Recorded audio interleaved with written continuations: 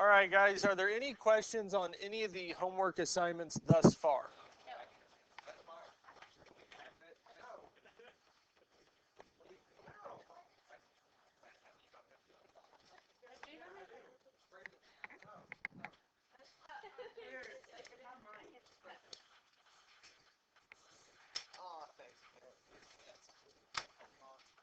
All right, guys, computers away, heads up. Now, the first two things we're looking at today is the parallelogram opposite side converse and the parallelogram opposite angle converse. Now, the parallelogram opposite side converse states if both pairs of opposite sides of a quadrilateral are congruent, then it's a parallelogram. So if we have a four-sided figure and the opposite sides, both sets of opposite sides are congruent, then we can say it's a parallelogram. Now, if we have a four-sided figure and the opposite angles, both sets of opposite angles are congruent, then we can say it's a parallelogram. And we have to have both sets. Because if we have either one of these setups, then we can say it's a parallelogram. Any questions on this here so far? No, sir. So, we'll look at this here, kind of a real world type problem. And what this says is an amusement park ride has a moving platform attached to four swinging arms. The platform swings back and forth higher and higher until it goes over the top and around in a circular motion. In the diagram below, AD and BC represent two of these swinging arms, and DC is parallel to the ground. Explain why the moving platform AB is always parallel to the ground.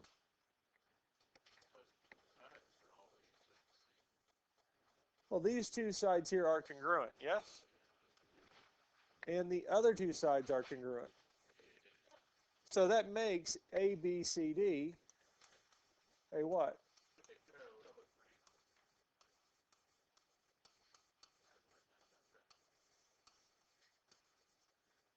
Makes it a parallelogram, because if the opposite sides of a quadrilateral are congruent, then it is a parallelogram. So that means that AB and DC are going to be parallel.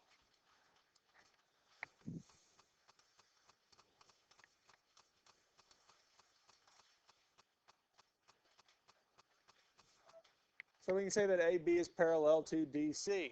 Well, if it's parallel to DC and DC is parallel to the ground, it means that AB is parallel to the ground.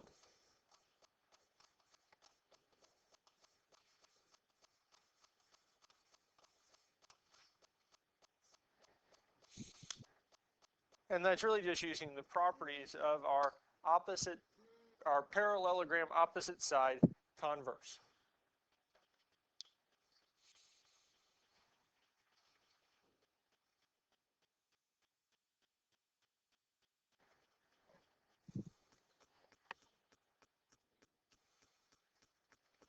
Let's look at the next example here. Can we say that this here is a parallelogram from the given information? So if we look at this here, what does it tell us? It tells us that AB is congruent to, and CD is congruent to. So can we say that this is a parallelogram? No, because the opposite sides are. No. The opposite sides are not congruent.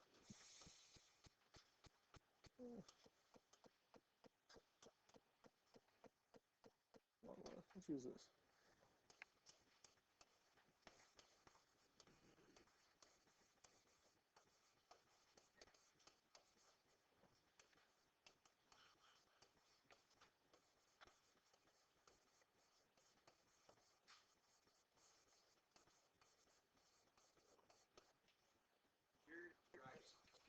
Sometimes you'll be writing cursive and sometimes you'll be writing it.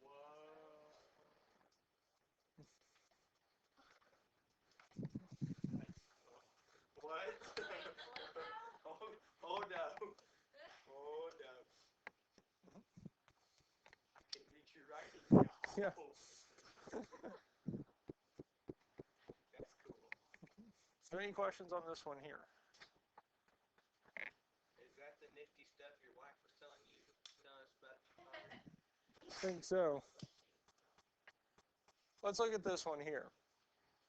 So we want to determine if we can call this a parallelogram or not. Now what they did tell us is that the measure of angle W is 42 degrees. They told us that the measure of angle X is 138 degrees. And the measure of angle Y is,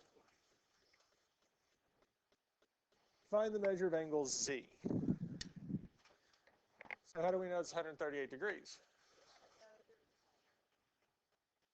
Do we know that it is a parallelogram though? No, but we do know that it has four sides, and if it's a four-sided figure, all the angles add up to be what? 360 degrees.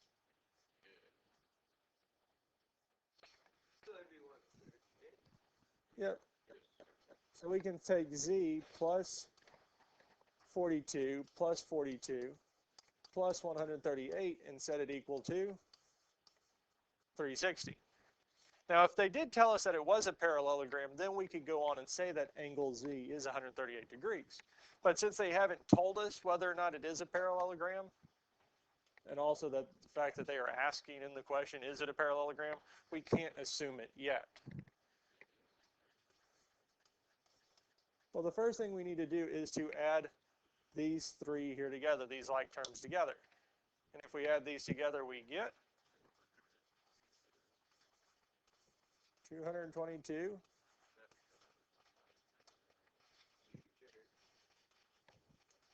And the next thing we can do is to subtract 222 from both sides, which tells us Z is 138.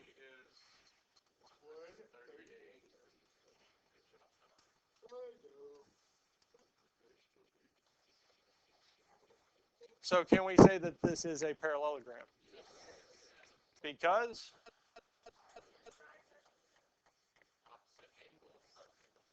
the opposite angles are congruent. Since the opposite angles are congruent, then we can say that it is a parallelogram by the parallelogram opposite angle converse. Questions on this here? Okay.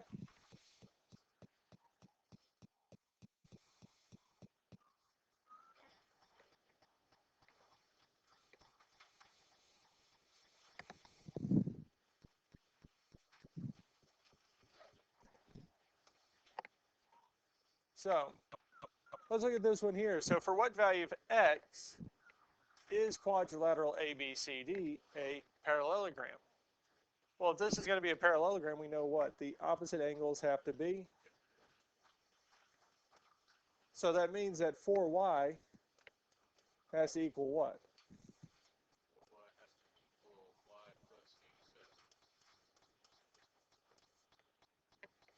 And we also know that 2x needs to equal what?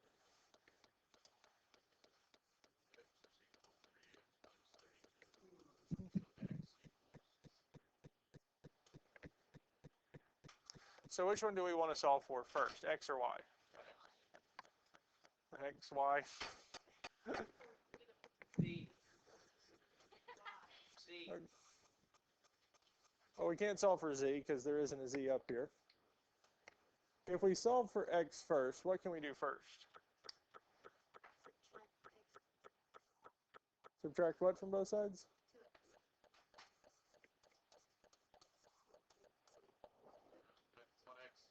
We can do this. Now 2x minus 2x is? So that would be 0, because 2x minus 2x would be 0. 3x minus 2x is x minus 32. Then we can add 32 to both sides.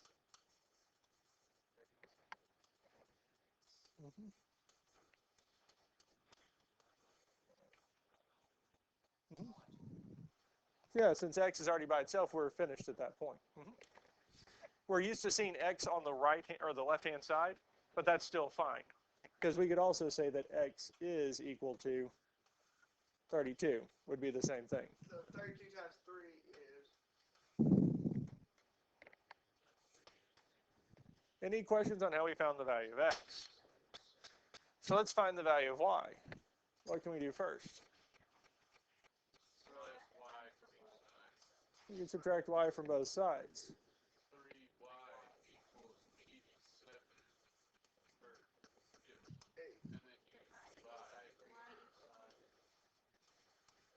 Divide both sides by 3. Saying y is 29, yes. A and C are equal. Hold on. No, it's 29. It is 29. It would be 29 because if we add 3 to 87, we have 90. 90 divided by 3 is 30. 87's 3 less than it, so it would be 29 instead of 30.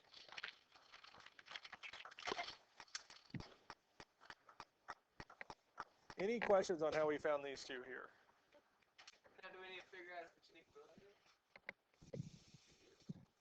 So this is a parallelogram, because for it to be a parallelogram, the opposite angles have to be congruent.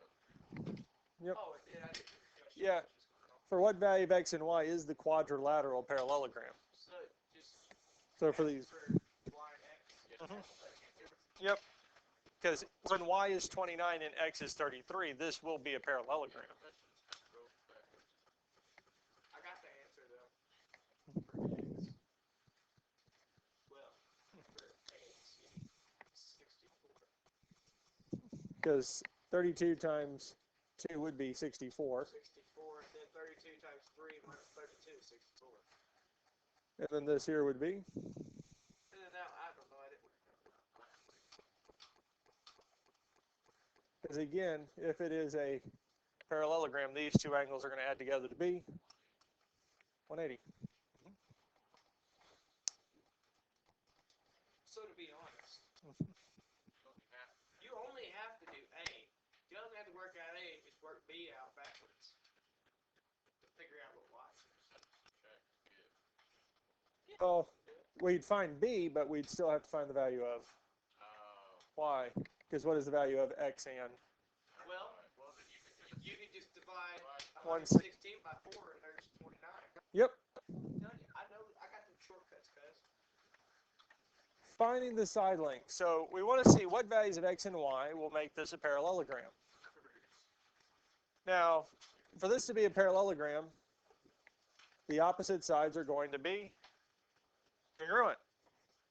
So here, y is going to equal x plus 7.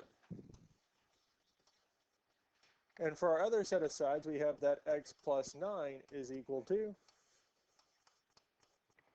2x minus 1. Now, y equals x plus 7. We can't solve that because we have two variables. But the other one, we can actually solve for the value of x. So what can we do first?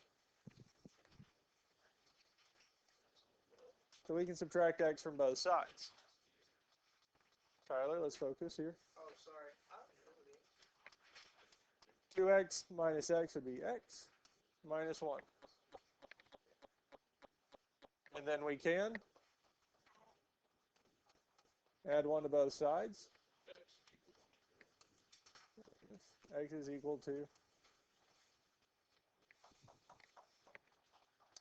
Now from here to find the value of y, we can plug x back in.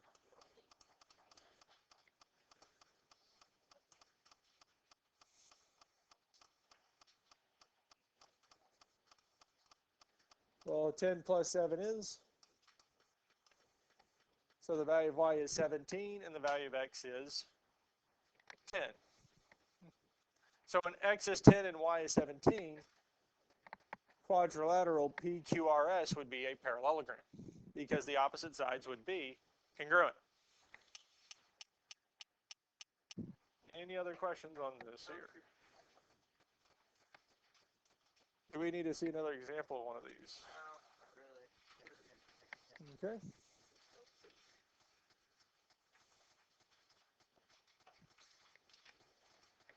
Now we have our last two theorems that we're going to look at today. And the first one is the opposite sides parallel and congruent theorem. If one pair of sides are parallel and congruent, then it actually works out that it's a quadrilateral and a parallelogram. Now the reason that this works out is because here to here, this distance and this distance are going to be the exact same because they are congruent. So would B and C be any closer to each other than A and D? Well, if they're not getting any closer to each other, it means that they have to be what? Parallel. So because of this, them being congruent means that these two lines are actually going to be parallel. And if we have two lines, two sets of parallel sides in a four-sided figure, it is a parallelogram. And the other one is the parallelogram diagonal converse. If the diagonals of a quadrilateral bisect each other, then it's a parallelogram. And we can utilize these here. We're not going to worry about that one. But let's look at these three here. We want to state whether or not we can say that the quadrilateral is a parallelogram. Well, if we look at the first one here, we do have one set of congruent sides. One set of sides that are congruent and parallel. So how can we say that these two are, this is a parallelogram? Well, by our what? One more. The opposite sides parallel and congruent theorem. So this here is just the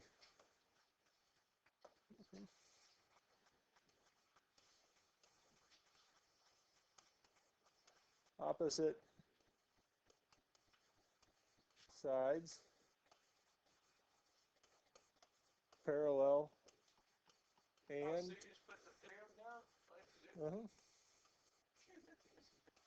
congruent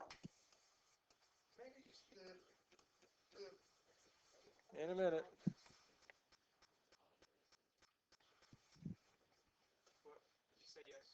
In a minute. So this one here would be a parallelogram by the opposite sides parallel and congruent theorem.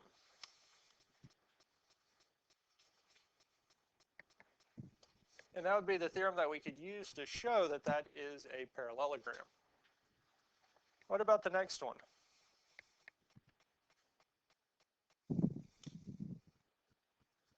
Because that one was closer towards the beginning of the lesson. Because what do we have? We have the opposite sides are congruent. So it would be our parallelogram, opposite side converse.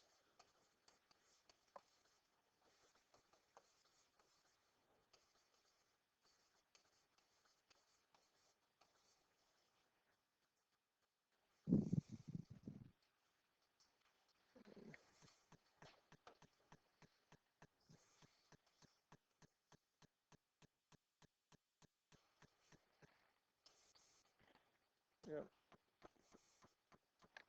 This would be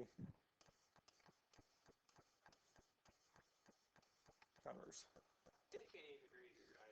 Yeah. They didn't like the C and U connecting. And this here, last one would be the parallelogram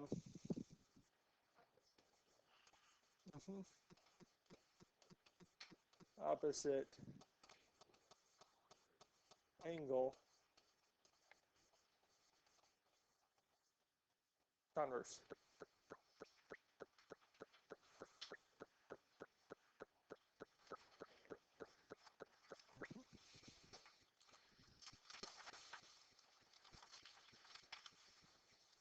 Any other questions on this here? All right. That brings us to the last two example problems that we're going to look at. So for this one here, for what value of x, we'll make this parallelogram, this quadrilateral a parallelogram. Well, we have one diagonal drawn in, and we're shown that CN and NE are congruent. But we'd also need what? That FN and ND are congruent. Because if the diagonals bisect each other, then it's a parallelogram. So these two would have to be congruent. So that means that 5x minus 8 is equal to 3x. And we can use this to find the value of x that would make these equal, as well as making this figure a parallelogram. So what can we do first?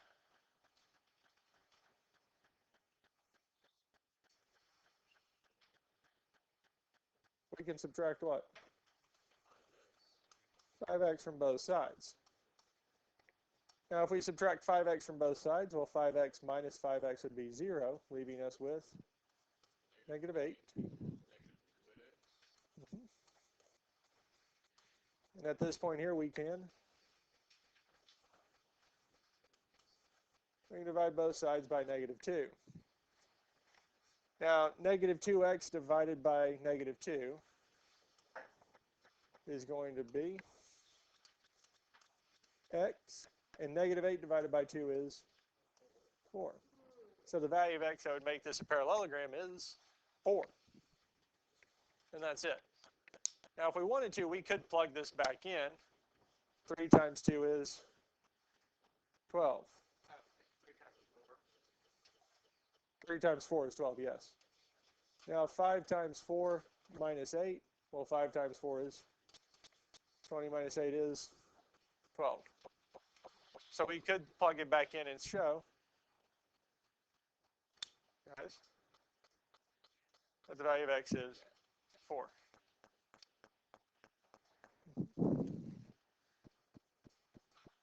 All right, let's look at this one here. And again, this is going to be the exact same thing, because if we want this to be a parallelogram, these two segments need to be equal.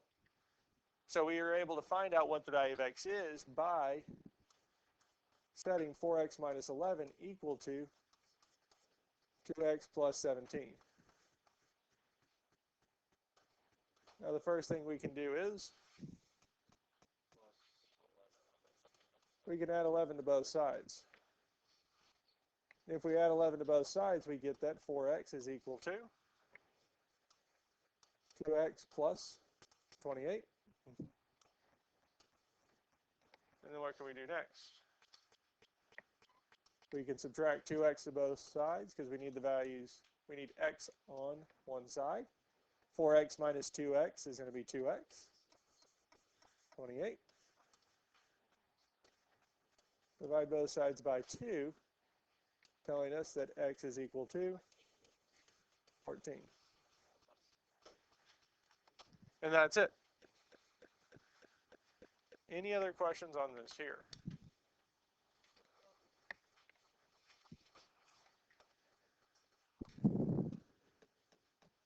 Now, we've gone over today 5 different ways to prove that a quadrilateral is a parallelogram.